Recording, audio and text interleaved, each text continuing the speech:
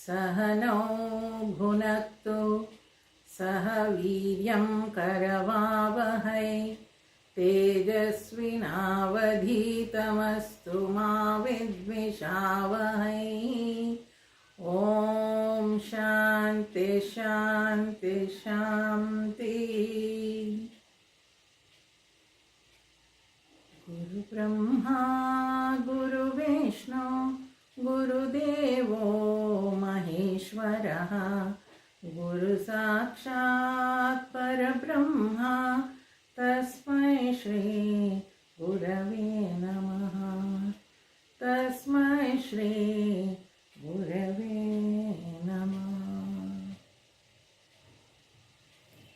ಭಗವದ್ಗೀತೆ 2ನೇ ಅಧ್ಯಾಯ. ಮೊದಲನೇ ಅಧ್ಯಾಯದಲ್ಲಿ ಅರ್ಜುನ ಏನು ಮಾಡಿದ್ದಾನೆ, ತನ್ನ ಎಲ್ಲ ಶಸ್ತ್ರಾಸ್ತ್ರಗಳನ್ನು ತ್ಯಾಗ ಮಾಡಿ ಕುಳಿತುಬಿಟ್ಟಿದ್ದಾನೆ. ಏನಂತ ಹೇಳಿ, ಆಯುಧ ಪಾಣಿಗಳಾದ ಧೃತರಾಷ್ಟ್ರನ ಮಕ್ಕಳು ನಿರಾಯುಧನಾದ ನನ್ನನ್ನು ಕೊಂದರು, ಅದೇ ನನಗೆ ಹೆಚ್ಚು ಕ್ಷೇಮವಾದೀತು ಅಂತ ಹೇಳಿ ಕುಳಿತುಬಿಟ್ಟಿದ್ದಾನೆ. ಇಲ್ಲಿ ಅರ್ಜುನ ಅಂದರೆ ಯಾರು? ವಿಚಾರಶೀಲತೆಯನ್ನು ರೆಪ್ರೆಸೆಂಟ್ ಮಾಡ್ತಾ ಇರುವಂಥವನು. ಅವನೇ ಸುಸ್ತಾಗಿ ಕೆಳಗಡೆ ಕೂತ್ಬಿಟ್ಟಿದ್ದಾನೆ. ನೋಡಿ, ನಾವು ಯಾವುದೇ ಒಂದು ಕ್ಷಣದಲ್ಲಿ ವಿಚಾರ ಮಾಡ್ತಾ ಇದ್ರೂ ಕೂಡ ಆ ವಿಚಾರ ಎಷ್ಟು ಮಾಡ್ತೀವಿ ಅಂತ ಹೇಳಿದ್ರೆ ಕಡೆಗೆ ಅದು ಸ್ಯಾಚುರೇಟ್ ಆಗೋಗುತ್ತೆ. ಅದು ಕರ್ಮರೂಪಕ್ಕೆ ಇನ್ನೂ ತರೋದಕ್ಕೆ ನಮ್ಗೆ ಡಿಸಿಷನ್ ತೊಗೊಳಕ್ಕೆ ಆಗೇ ಇರೋದಿಲ್ಲ. ಆವಾಗ ಏನು ಮಾಡಿರ್ತೀವಿ, ಅದು ವಿಚಾರ ಮಾಡಿ ಮಾಡಿ ಮಾಡಿ ಮಾಡಿ ಸ್ಯಾಚುರೇಟ್ ಆಗಿ ನನ್ನ ಕೈಲಾಗಲ್ಲ ಭಗವಂತ, ಇನ್ನು ನೀನೇ ನೋಡ್ಕೋ ಅಂತ ಹೇಳಿ ನಾವು ಕೂಡ ಸಮರ್ಪಣೆ ಮಾಡ್ಕೊಂಡು ಬಿಡ್ತೀವಿ ಎಷ್ಟೋ ಸಲ ಅಲ್ವಾ? ಹಾಗೆ ಇಲ್ಲೂ ಕೂಡ ಅರ್ಜುನನಿಗೆ ಅದೇ ಆಗಿದೆ. ಸಾಕಷ್ಟು ವಿಚಾರವನ್ನು ಮಾಡಿದ್ದಾನೆ. ಅವನಿಗೆ ಯುದ್ಧ ಭೂಮಿಯಲ್ಲಿ ನಿಂತ್ಕೊಂಡು ಯುದ್ಧ ಮಾಡಪ್ಪ ಅಂತ ಹೇಳಿದ್ರೆ ಅವನು ವಿಚಾರವನ್ನೇ ಮಾಡ್ತಾ ಇದ್ದಾನೆ. ಅವ್ರಿಗೆ ಹೀಗಾಗೋಗುತ್ತೆ, ಇವ್ರಿಗೆ ಹೀಗಾಗೋಗುತ್ತೆ, ಇವರೆಲ್ಲರೂ ನಿಂತಿರೋರು ನನ್ನ ಗುರು ಬಂಧುಗಳು, ಅವ್ರ ಜೊತೆ ನಾನು ಯುದ್ಧ ಮಾಡಬೇಕಾ, ನಾನು ಯುದ್ಧ ಮಾಡಿದ್ರೆ ಏನಾಗೋಗುತ್ತೆ, ಈ ಥರದಲ್ಲೇ ವಿಚಾರಗಳು ಸಾಮಾನ್ಯ ಎಲ್ರಿಗೂ ಯಾವುದೇ ಒಂದು ಘಟನೆಯಲ್ಲೂ ಒಂದು ಸಂದರ್ಭದಲ್ಲೂ ಬರುವ ವಿಚಾರಗಳ ಹಾಗೇನೆ. ಅದು ಎಷ್ಟು ವಿಚಾರ ಮಾಡಿ ಮಾಡಿ ಮಾಡಿ ನಾವು ನೋಡ್ತೀವಿ, ಅದನ್ನು ಕಡೆಗೆ ಅದು ಯಾವುದೇ ಸೊಲ್ಯೂಷನ್ ತೊಗೊಳ್ಳಿಕ್ಕಾಗಲ್ಲ. ಹೀಗೆ ಮಾಡಿದ್ರೆ ಹೀಗಾಗ್ಬೋದು, ಹೀಗೆ ಮಾಡಿದ್ರೆ ಹೀಗಾಗ್ಬೋದು, ಎಲ್ಲ ಕನ್ಫ್ಯೂಸ್ಡ್ ಸ್ಟೇಟಲ್ಲೇ ಇರ್ತೀವಿ ನಾವು. ಆಗ ಕಡೆಗೆ ನಾವು ಪ್ರಾರ್ಥನೆಯನ್ನೇ ಮಾಡೋದು, ಭಗವಂತ ನೀನೊಂದು ದಾರಿ ತೋರಿಸು ಅಂತ. ಎಷ್ಟೋ ಸಲ ಹೇಗಾಗುತ್ತೆ ಅಂದರೆ ನಾವು 100 ಥರ ಯೋಚಿಸಿರ್ತೀವಿ, ಆದರೆ ಆ ಘಟನೆ 101ನೇ ಥರ ಆಗುತ್ತೆ. ಆದರೆ ಆ ಥರ ನಾವು ಯೋಚಿಸೇ ಇರೋದಿಲ್ಲ, ಹಾಗಾಗಬಹುದು ಅಂತ. ಇಲ್ಲಿ ಅರ್ಜುನ ಎಲ್ಲ ಥರದಲ್ಲೂ ಯೋಚಿಸಿ ತನ್ನ ಶಸ್ತ್ರಾಸ್ತ್ರಗಳನ್ನು ತ್ಯಾಗ ಮಾಡಿ ಕುಳಿತು ಬಿಟ್ಟಿದ್ದಾನೆ. 2ನೇ ಅಧ್ಯಾಯದಲ್ಲಿ ಸಂಜಯ ಈ ದೃಶ್ಯವನ್ನು ಧೃತರಾಷ್ಟ್ರನಿಗೆ ಹಸ್ತಿನಾಪುರದಲ್ಲಿ ಹೇಳ್ತಾ ಇದ್ದಾನೆ. ಇಲ್ಲಿ ಸಂಜಯ ಅಂದ್ರೇನು? ಸಮ್ಯಕ್ ಅವಲೋಕನ ಅಂದರೆ ಅವನು ಇಂಪಾರ್ಷಿಯಲ್ ಆಗಿ ನೋಡುವನು. ಘಟನೆ ಹೇಗೆ ನಡೀತಿದೆ ಹಾಗೆ ವರದಿ ಒಪ್ಪಿಸ್ತಾ ಇದ್ದಾನೆ. ಅವನು ಕೃಷ್ಣ ಮಾಡಿದ್ದು ಒಳ್ಳೇದಾ, ಕೃಷ್ಣನ ಮಾತು ಒಳ್ಳೇದಾ, ಅರ್ಜುನನ ಮಾತು ಒಳ್ಳೇದಾ, ಹಾಗೆಲ್ಲ ಏನೂ ಹೇಳ್ತಾ ಇಲ್ಲ. ಅಲ್ಲಿ ಏನು ನಡೀತಾ ಇದೆ ಅದನ್ನು ಅಲ್ಲಿ ವರದಿ ಮಾಡ್ತಾ ಇದ್ದಾನೆ. ಯಾರಿಗೆ? ಕೃಷ್ಣ ಪರಮಾತ್ಮ ಧೃತರಾಷ್ಟ್ರನಿಗೆ, ಕುರುಡ ಧೃತರಾಷ್ಟ್ರನಿಗೆ ಈ ಅಜ್ಞಾನಕ್ಕೆ ಈ ವಿಚಾರವನ್ನು ಹೇಳ್ತಾ ಇದ್ದಾನೆ. ನೋಡೋಣ ಏನು ಹೇಳ್ತಾ ಇದ್ದಾನೆ ಅಂತ. ಅಥ ದ್ವಿತೀಯೋಧ್ಯಾಯಃ ಸಾಂಖ್ಯಯೋಗಃ. ಸಂಜಯ ಉವಾಚ ತಂ ತಥಾ ಕೃಪಯಾವಿಷ್ಟಂ ಅಶ್ರುಪೂರ್ಣಾಕುಲೇಕ್ಷಣಂ ವಿಷೀದಂತಮಿದಂ ವಾಕ್ಯಂ ಉವಾಚ ಮಧುಸೂದನಃ. ಸಾಂಖ್ಯಯೋಗ 2ನೇ ಅಧ್ಯಾಯ. ಸಂಜಯ ಹೇಳ್ತಾ ಇದ್ದಾನೆ ಏನಂತ, ವಿಷಾದದಿಂದಾಗಿ ಕಣ್ಣುಗಳ ಮೂಲಕ ಕಣ್ಣೀರು ಸುರಿಸಿಕೊಂಡು ಕರುಣಾಪೂರಿತ ಹೃದಯಿಯಾಗಿ ಖಿನ್ನನಾಗಿ ಕುಳಿತ ಅರ್ಜುನನಿಗೆ ಮಧುಸೂದನ ನಿಂತೆಂದನು. ವಿಚಾರ ಹೋಗಿದೆ, ಹೀಸ್ ಕನ್ಫ್ಯೂಸ್ಡ್, ದುಃಖ ಆಗಿದೆ, ಯುದ್ಧ ಮಾಡಬೇಕೋ ಬೇಡವೋ ಗೊತ್ತಿಲ್ಲ, ಅವನಿಗೆ ಮಾಡೋಕ್ಕೆ ರೆಡಿ ಇಲ್ಲ, ಕಣ್ಣಲ್ಲಿ ನೀರು ತುಂಬಿಕೊಂಡು ಕುಳಿತಿದ್ದಾನೆ. ಅವನಿಗೆ ಆ ರೀತಿ, ಆ ಪರಿಸ್ಥಿತಿಯಲ್ಲಿರುವ ಅರ್ಜುನನಿಗೆ ಕೃಷ್ಣ ಹೀಗಂತ ಹೇಳ್ತಾನೆ ಅಂತ ಸಂಜಯ ಅಲ್ಲಿ ಧೃತರಾಷ್ಟ್ರನಿಗೆ ವರದಿ ಮಾಡ್ತಾ ಇದ್ದಾನೆ. ಏನು ಹೇಳ್ತಾನೆ ಭಗವಂತ? ಇದುವರೆಗೂ ಭಗವಂತ ಮಾತನಾಡಿರಲಿಲ್ಲ, ಈಗ ಮಾತನಾಡ್ತಾ ಇದ್ದಾನೆ. ಶ್ರೀ ಭಗವಾನುವಾಚ ಕುತಸ್ತ್ವಾಕಶ್ಮಲಮಿದಂ ವಿಷಮೇ ಸಮುಪಸ್ಥಿತಂ ಅನಾರ್ಯಜುಷ್ಟಮಸ್ವರ್ಗ್ಯಂ ಅಕೀರ್ತಿಕರಮರ್ಜುನ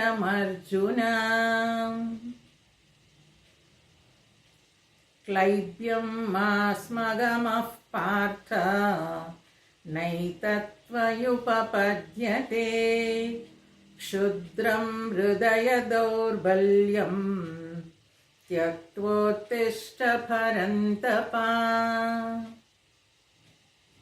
ಆ ರೀತಿಯಾಗಿ ದುಃಖಿತಸ್ಥ ಅರ್ಜುನನಿಗೆ ಶ್ರೀಕೃಷ್ಣ ಹೇಳ್ತಾ ಇದ್ದಾನೆ, ಭಗವಂತ ಹೇಳ್ತಾ ಇದ್ದಾನೆ. ಶ್ರೀ ಭಗವಂತನು ಹೇಳುತ್ತಾನೆ, ಅರ್ಜುನನೇ, ಆರ್ಯನಿಗೆ ತಪ್ಪುದಲ್ಲದ ಸ್ವರ್ಗದ ಹಾದಿಯನ್ನು ತಪ್ಪಿಸುವ, ಕೆಟ್ಟ ಹೆಸರನ್ನು ತರುವ ಈ ಅಪಾಯಕರ ಖಿನ್ನತೆಯು ನಿನಗೆ ಎಲ್ಲಿಂದ ಬಂದಿತು?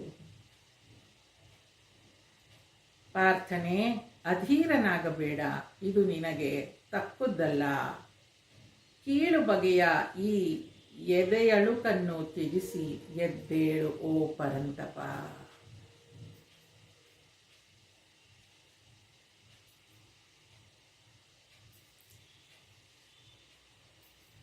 ಶಸ್ತ್ರಾಸ್ತ್ರಗಳನ್ನು ಕೈಬಿಟ್ಟು ಕುಳಿತ ಅರ್ಜುನನಿಗೆ ಭಗವಂತ ಹೇಳ್ತಾ ಇದ್ದಾನೆ, ಆರ್ಯನಿಗೆ ತಕ್ಕುದಲ್ಲದ. ನೋಡಿ, ಒಬ್ಬ ಕ್ಷತ್ರಿಯನಾದವನು ತನ್ನ ಪ್ರಜೆಗಳನ್ನು ರಕ್ಷಿಸುವುದೇ ಅವನ ಧರ್ಮ. ಈ ವಿಚಾರಶೀಲತೆಯನ್ನು ರೆಪ್ರೆಸೆಂಟ್ ಮಾಡುವ ಅರ್ಜುನ, ಈ ವಿಚಾರಗಳು ಹೇಗಿರಬೇಕು ನಮ್ದು ಯಾವಾಗಲೂ ಅಂದರೆ, ನಮ್ಮನ್ನು ರಕ್ಷಿಸಿಕೊಳ್ಳೋದಲ್ಲದೆ ನಮ್ಮ ಸುತ್ತಲೂ ಇರುವವರನ್ನು ರಕ್ಷಿಸುವಂಥ ವಿಚಾರಗಳು ನಮ್ಮಲ್ಲಿ ತುಂಬಿರಬೇಕು. ಅಂದರೆ ಪರೋಪಕಾರಾರ್ಥಂ ಶರೀರಂ ಅಂತ ಏನು ಹೇಳ್ತೀವಿ, ಎಲ್ಲರಿಗೂ ಒಳ್ಳೇದು ಮಾಡುವಂತಹ ವಿಚಾರಗಳಷ್ಟೇ ನನ್ನಲ್ಲಿ ಇರಬೇಕು ಅಂತ.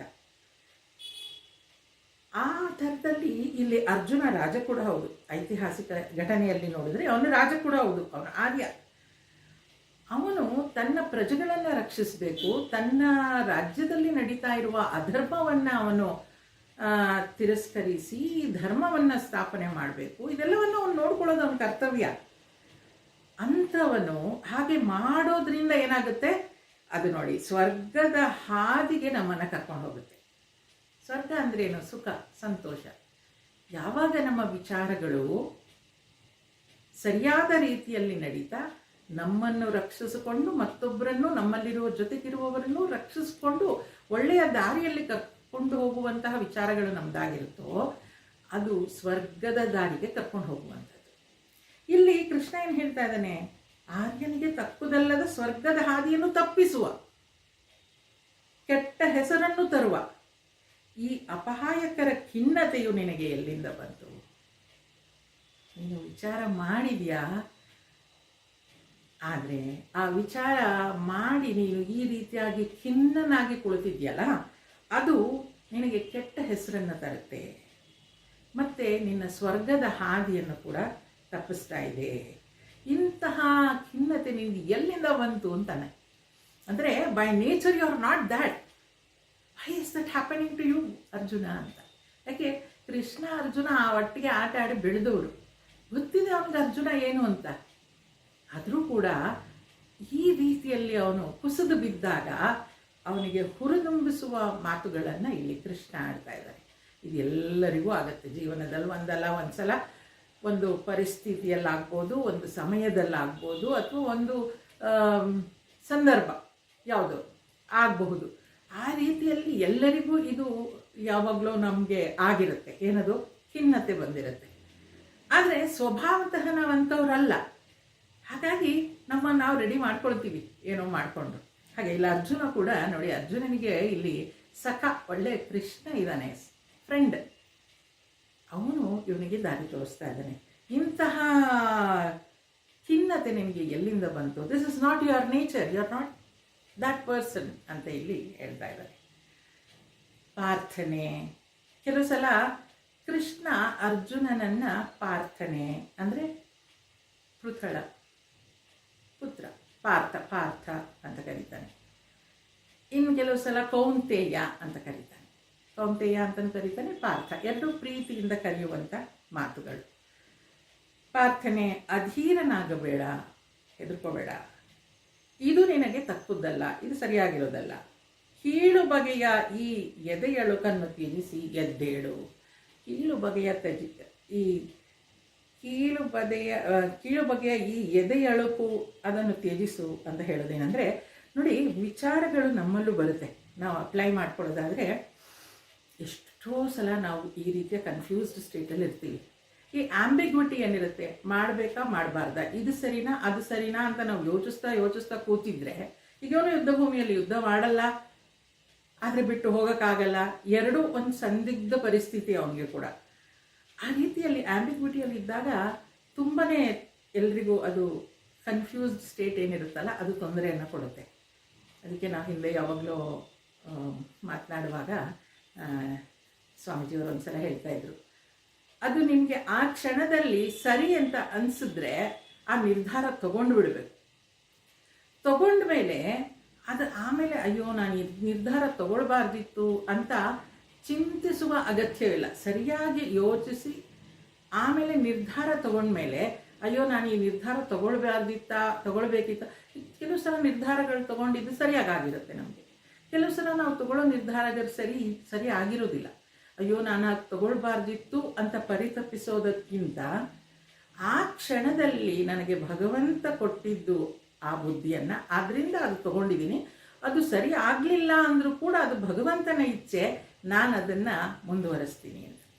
ನಾ ಹಿಂದೆ ಮಾತನಾಡಿದಾಗ ಒಂದು ಹೇಳಿದೆ, ನಾವು ಯಾವ ವಾಕ್ಯವನ್ನು ಪ್ರಾರಂಭಿಸ್ತೀವೋ ಅದನ್ನು ಭಗವಂತ ಸಂಪೂರ್ಣಗೊಳಿಸ್ತಾನೆ. ಆದರೆ ಅವನು ನಮಗೋಸ್ಕರ ಕೆಲಸ ಮಾಡಲ್ಲ, ನಮ್ಮ ಜೊತೆಗೆ ಕೆಲಸ ಮಾಡ್ತಾನೆ. ಹಿ ವರ್ಕ್ಸ್ ವಿತ್ ಅಸ್ ಅಲ್ವಾ. ಹಾಗಾಗಿ ನಿರ್ಧಾರ ತಗೊಳ್ಳುವಾಗ ಯಾವುದೇ ವಿಚಾರ ಆಗಲಿ, ಎಷ್ಟೋ ಸಲ ನಾವು ಎಷ್ಟೆಲ್ಲ ಪ್ರಯತ್ನ ಪಟ್ಟು ಯೋಚನೆ ಮಾಡಿರ್ತೀವಿ, ಆದರೂ ಆ ನಿರ್ಧಾರ ಗೊತ್ತಿಲ್ಲ, ತಳ್ಳಿಸ್ಕೊಂಡು ಹೋಗಿ ಮಾಡಿಬಿಡುತ್ತೆ ಅಂತಾರಲ್ವ, ಆಗ ತಳ್ಳಿಸ್ಕೊಂಡು ಹೋಗಿ ಮಾಡಿರುತ್ತೆ. ಆಮೇಲೆ ಅನಿಸುತ್ತೆ ನಾವು ಹೀಗೆ ಮಾಡಬಾರ್ದಾಗಿತ್ತು ಅಂತ. ಪಶ್ಚಾತ್ತಾಪ ಮಾಡ್ಕೊಳ್ಳೋದ್ರಲ್ಲಿ ತಪ್ಪೇನಿಲ್ಲ, ಆದರೆ ಎಲ್ಲ ರೀತಿಯಲ್ಲೂ ಅವಲೋಕನೆ ಮಾಡಿ ಆ ನಿರ್ಧಾರವನ್ನು ತಗೊಂಡಾಗ ಅದು ಭಗವಂತನ ಇಚ್ಛೆ ಅಂತಲೇ ಒಪ್ಕೊಳ್ಬೇಕಾಗತ್ತೆ ನಾವು. ನಿರ್ಧಾರ ಯಾಕಂದರೆ ಎಲ್ಲ ನಮಗೆ ಗೊತ್ತಿದೆ, ಯಾವುದು ನಮ್ಮ ಕೈಲಿಲ್ಲ ಅಂತ. ಈ ವಯಸ್ಸಿನಲ್ಲಾದರೂ ಅದು ಅನುಭವಕ್ಕೆ ಬಂದಿದೆ. ಎಲ್ಲವೂ ಆ ಭಗವಂತನ ಇಚ್ಛೆಯಂತೆ ನಡೀತಾ ಇದೆ. ಯಾವುದೂ ನಮ್ಮ ಕೈಯಲ್ಲಿಲ್ಲ, ನಾವು ಸುಮ್ಮನೆ ಇಲ್ಲಿ ಪಾತ್ರಧಾರಿಗಳು ಅಷ್ಟೇ ಅನ್ನೋದು ನಮ್ಗೆ ಅರ್ಥ ಆಗಿದೆ. ಇಲ್ಲಿ ಅರ್ಜುನ ಕೂಡ ಹಾಗೇನೆ ಖಿನ್ನನಾಗಿ ಕುಳಿತಿದ್ದಾಗ ಶ್ರೀಕೃಷ್ಣ ಪರಮಾತ್ಮ ಹೇಳ್ತಾ ಇದ್ದಾನೆ, ನೀನು ಈ ಖಿನ್ನತೆಗೆ ಯೋಗ್ಯನಾದವನಲ್ಲ, ಇದನ್ನು ತ್ಯಜಿಸಿ ಎದ್ದೇಳು, ಉತ್ತಿಷ್ಟ ಪರಂತಪ, ಎದ್ದೇಳು ಅಂತ ಹೇಳ್ತಾ ಇದ್ದಾನೆ. ಎಚ್ಚರ ಮಾಡ್ಕೊ, ನೀನು ನಿರ್ಧಾರಕ್ಕೆ ಬಾ ಅಂತ ಹೇಳ್ತಾ ಇದ್ದಾನೆ.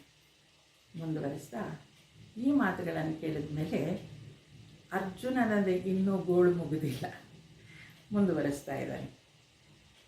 ಕಥಂ ಭೀಷ್ಮಹಂ ಸಂಖ್ಯೆ, ಕಥಂ ಭೀಷ್ಮಹಂ ಸಂಖ್ಯೆ, ದ್ರೋಣಂಚ ಮಧುಸೂದನ, ಇಷುಭಿಃ ಪ್ರತಿಯೋತ್ಸ್ಯಾಮಿ, ಪೂಜಾರ್ಹಾವರಿಸೂದನ.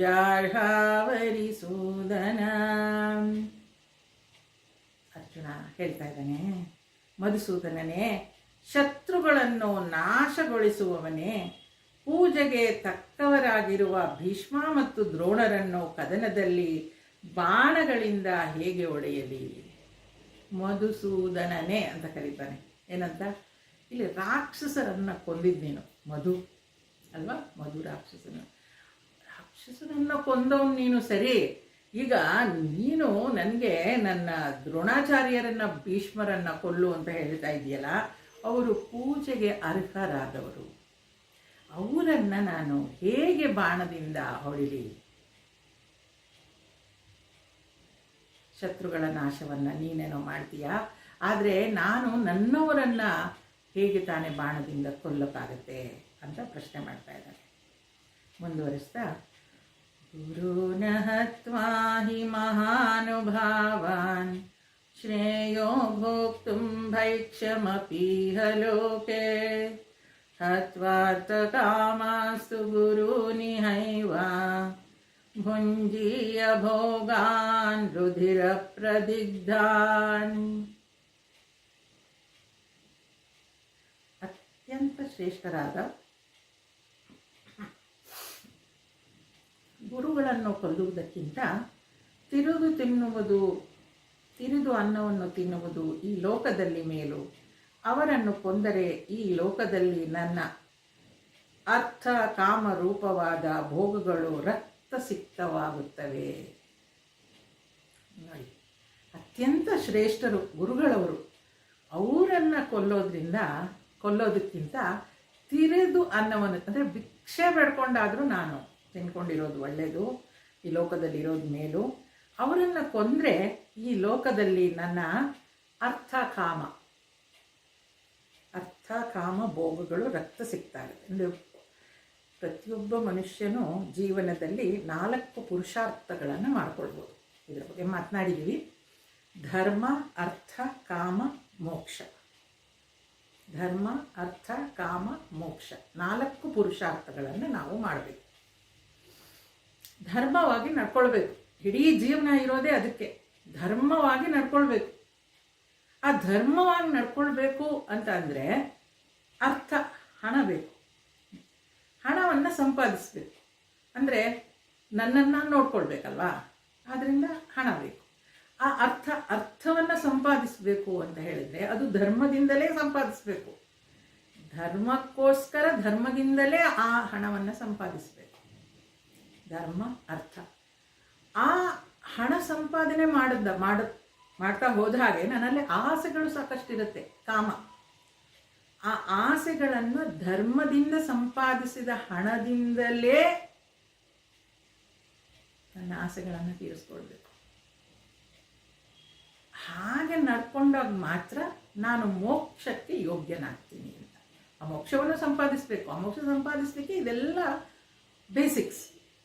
ನೋಡಿ, ಇಲ್ಲಿ ಅರ್ಜುನ ಹೇಳ್ತಾ ಇರೋದನ್ನು ಅರ್ಥ ಕಾಮ, ಧರ್ಮ, ಅರ್ಥ, ಕಾಮ, ಮೋಕ್ಷ ತಾನೆ. ಧರ್ಮವಾಗಿ ಅವನು ನಡ್ಕೊಳ್ತಾ ಇದ್ದಾನೆ. ಅವನು ಈ ರೀತಿ ಗುರುಗಳನ್ನು ಕೊಲ್ಲೋದ್ರಿಂದ ಅವನ ಅರ್ಥ ಮತ್ತು ಕಾಮರೂಪವಾದ ಭೋಗಗಳು ಇದೆರಡೂ ರಕ್ತ ಸಿಕ್ತಾ ಹೋಗುತ್ತೆ. ಅಂದರೆ ಧರ್ಮದಿಂದ ಇರೋದಿಲ್ಲ, ಅದು ರಕ್ತ ಸಿಕ್ತಾ ಹೋಗುತ್ತೆ. ಅದಕ್ಕ ನಾನು ಕೊಲ್ಲೋದಕ್ಕೆ ರೆಡಿ ಇಲ್ಲ ಅನ್ನೋ ಥರದಲ್ಲಿ ಹೇಳ್ತಾ ಇದ್ದಾನೆ. ಮುಂದುವರಿಸ್ತಾ, ನ ಚೈತದ್ವಿದ್ಮಃ ಕತರನ್ನೋ ಗರೀಯಃ ಯದ್ವಾ ಜಯೇಮ ಯದಿವಾನೋ ಜೇಯುಃ ಯಾನೇವ ಹತ್ವಾ ನಜಿಜೀವಿಷಾಮಃ ತೇವ ಸ್ಥಿತಾ ಪ್ರಮುಖೇ ಧೃತರಾಷ್ಟ್ರಾಃ. ನಿಜವಾಗಿಯಾದರೂ ಯಾರು ಹೆಚ್ಚಿನವರು ಎಂಬುದನ್ನು ಮತ್ತು ಯುದ್ಧದಲ್ಲಿ ನಾವು ಗೆಲ್ಲುವೆವೋ ಇಲ್ಲವೋ ತಿಳಿಯವು. ಯಾರನ್ನು ಕೊಂದ ನಂತರ ನಾವು ಬದುಕುವುದೇ ಅಗತ್ಯವಿಲ್ಲವೋ ಅಂತಹ ಧೃತರಾಷ್ಟ್ರನ ಮಕ್ಕಳು ನಮ್ಮೆದುರಿಗೆ ನಿಂತಿರುವರು. ನಿಜವಾಗ್ಲೂ ಯಾರು ಹೆಚ್ಚು ಯಾರು ಕಡಿಮೆ ಅಂತ ಖಂಡಿತ ನಮ್ಗೆ ಗೊತ್ತಿಲ್ಲ. ಮತ್ತು ಯುದ್ಧದಲ್ಲಿ ನಾವು ಗೆಲ್ತೀವೋ ಅವ್ರು ಗೆಲ್ತೀವೋ ಅನ್ನೋದು ಗೊತ್ತಿಲ್ಲ. ಇದೆಲ್ಲ ಗೊತ್ತಿದೆ ಅರ್ಜುನನಿಗೆ. ಆದರೆ ಯಾರನ್ನು ಕೊಂದ ನಂತರ ನಾವು ಬದುಕೋದೇ ಅಗತ್ಯವಿಲ್ಲ ಅನಿಸುತ್ತೋ ಅಂತಹ ಧೃತರಾಷ್ಟ್ರನ ಮಕ್ಕಳು ನಮ್ಮೆದುರಿಗೆ ನಿಂತಿದ್ದಾರೆ. ಅವರನ್ನು ಹೇಗೆ ಕೊಲ್ಲುವುದು? ಎಷ್ಟೋ ಸಲ ಎಷ್ಟೇ ದ್ವೇಷ ಇದ್ದರೂ ನಾವು ಕೂಡ ನೋಡಿ, ದ್ವೇಷ ಇರೋದೆಲ್ಲ ಬದುಕಿರುವಾಗ, ಹುಷಾರಿಲ್ಲದೆ ಇದ್ದಾಗ, ಆಸ್ಪತ್ರೆಯಲ್ಲಿದ್ದಾಗ ಅಥವಾ ಅವ್ರು ಸುತ್ತೋಗ್ತಾರೆ ಅಂದಾಗ ಆ ದ್ವೇಷ ಎಲ್ಲ ಬಿಟ್ಟು ಹೋಗುತ್ತೆ ಅಲ್ವಾ. ನಾವು ಕೂಡ ಎಷ್ಟೇ ದ್ವೇಷ ಇರಲಿ, ಅವ್ರು ಆಸ್ಪತ್ರೆಯಲ್ಲಿದ್ದಾರೆ, ಸೀರಿಯಸ್ ಆಗಿದ್ದಾರೆ, ಮುಖಾನು ನೋಡಲ್ಲ ಅಂತೆಲ್ಲ ಅಂದ್ಕೊಂಬಿಟ್ಟಿರ್ತೀವಿ ಅವ್ರು ಮಾಡಿರೋ ಏನು ನಮ್ಮನ್ನು ನಡೆಸ್ಕೊಂಡಿದ್ದ ರೀತಿಗೆ. ಆದರೆ ಅವ್ರು ಹುಷಾರಿಲ್ಲ, ಸೀರಿಯಸ್ ಆಗಿದ್ದಾರೆ ಅಥವಾ ಅವ್ರು ಹೋಗ್ಬಿಟ್ರು ಅಂದರೆ ಎಂಥವರಾದರೂ ಹೋಗಿ ನೋಡ್ಕೊಂಬಂದ್ಬಿಡ್ತೀವಿ ಅಲ್ವಾ. ಹಾಗೆ ದ್ವೇಷ ಅನ್ನೋದು ಸಾಮಾನ್ಯವಾಗಿ ಎಲ್ರಿಗೂ ಇರೋದು ಬದುಕಿರುವಾಗ. ಆ ಕಡೆಗಾಲದಲ್ಲಿ ಅವೆಲ್ಲ ಹೊರಟೋಗ್ಬಿಟ್ಟಿರುತ್ತೆ. ಇಲ್ಲಿ ಅಂತಹ ಯಾರನ್ನು ಕೊಂದ ನಂತರ ನಾವು ಬದುಕುವುದೇ ಅಗತ್ಯವಿಲ್ಲವೋ ಕೊಂದ ಮೇಲೆ ನಾವು ಬದುಕೋ ಅಗತ್ಯನೇ ಇಲ್ಲ. ಅಂತಹ ಧೃತರಾಷ್ಟ್ರನ ಮಕ್ಕಳು ನಮ್ಮೆದುರು ನಿಂತಿದ್ದಾರೆ, ಅವರನ್ನು ಕೊಂದ ಮೇಲೆ ನಾವು ಬದುಕೋ ಅಗತ್ಯನೇ ಇಲ್ಲ ಕೃಷ್ಣ. ಹೇಗೆ ಅವ್ರನ್ನೆಲ್ಲ ಕೊಲ್ಲೋದು? ಕಷ್ಟ ಆಗ್ತಾ ಇದೆ. ಅದಕ್ಕೆ ಮುಂದುವರಿಸ್ತಾ ಇದ್ದಾನೆ. ಕಾರ್ಪಣ್ಯ ದೋಷೋಪಹತ ಸ್ವಭಾವ ಪೃಚ್ಛಾಮಿ ತ್ವಾಂ ಧರ್ಮ ಸಮ್ಮೂಢಚೇತಾ ಯಚ್ಛ್ರೇಯಸ್ಯಾನ್ನಿಶ್ಚಿತಂ ಬ್ರೂಹಿ ತನ್ಮೇ ಶಿಷ್ಯಸ್ತೇಹಂ ಶಾಧಿ ಮಾಂ ತ್ವಾಂ ಪ್ರಪನ್ನಂ. ನನ್ನ ಹೃದಯವು ದಯೆಯಿಂದ ತುಂಬಿ ಬಂದಿದೆ, ನನ್ನ ಮನಸ್ಸು ಕರ್ತವ್ಯದ ವಿಷಯವಾಗಿ ಗೊಂದಲಕ್ಕೀಡಾಗಿದೆ. ನಾನು ನಿನ್ನನ್ನು ಕೇಳುತ್ತಿದ್ದೇನೆ, ಯಾವುದು ನನಗೆ ಒಳ್ಳೆಯದೋ ಅದನ್ನು ನಿಶ್ಚಯವಾಗಿ ಹೇಳು. ನಾನು ನಿನ್ನ ಶಿಷ್ಯ, ನಿನ್ನಲ್ಲಿ ಶರಣು ಹೊಂದಿದ ನನಗೆ ಬೋಧಿಸು. ಸುಂದರವಾದ ಶ್ಲೋಕ ಇದು. ನನ್ನ ಹೃದಯವು ದಯೆಯಿಂದ ತುಂಬಿದೆ. ಯುದ್ಧ ಭೂಮಿಯಲ್ಲಿ ಇವನಿಗೆ ರಜಸ್ಸು, ಯುದ್ಧ ಮಾಡುವ ಒಂದು ಪೌರುಷ, ರಜಸ್ಸು ಬರಬೇಕಿತ್ತು. ಆದರೆ ಇಲ್ಲಿ ಅವನ ಹೃದಯ ದಯೆಯಿಂದ ತುಂಬಿಕೊಂಡ್ಬಿಟ್ಟಿದೆ.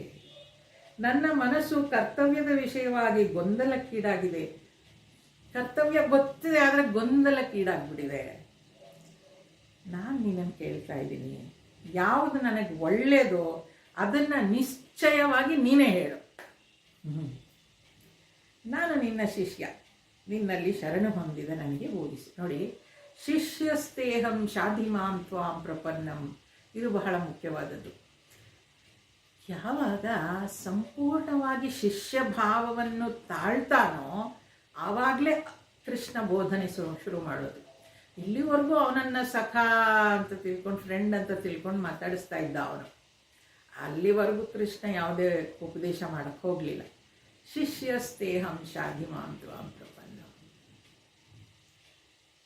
ಸ್ವಾಮೀಜಿಯವರು ಈ ಅರಣ್ಯ ಅಧ್ಯಾಯ ಮಾಡುವಾಗ ಹೇಳ್ತಾ ಇದ್ರು ನಮಗೆ, ಈ ಶ್ಲೋಕ ಏನಿದೆಯಲ್ಲ, ನಮಗೂ ಎಷ್ಟೋ ಸಲ ಕನ್ಫ್ಯೂಷನ್ಸ್ ಇರುತ್ತೆ ಅಲ್ವಾ. ಆಗ ದೇವರ ಮುಂದೆ ಕೂತ್ಕೊಂಡು ಈ ಶ್ಲೋಕವನ್ನು 11 ಸಲ ಪಠಿಸ್ಬೇಕಂತೆ.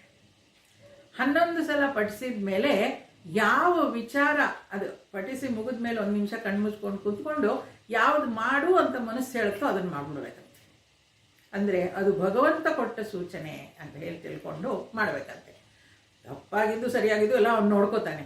ಇದು ಭಗವಂತನ ಆದೇಶ ಅಂತ ತಿಳ್ಕೊಂಡು ಮಾಡ್ತಾನೆ ಅಂತ ಹೇಳ್ತಾರೆ.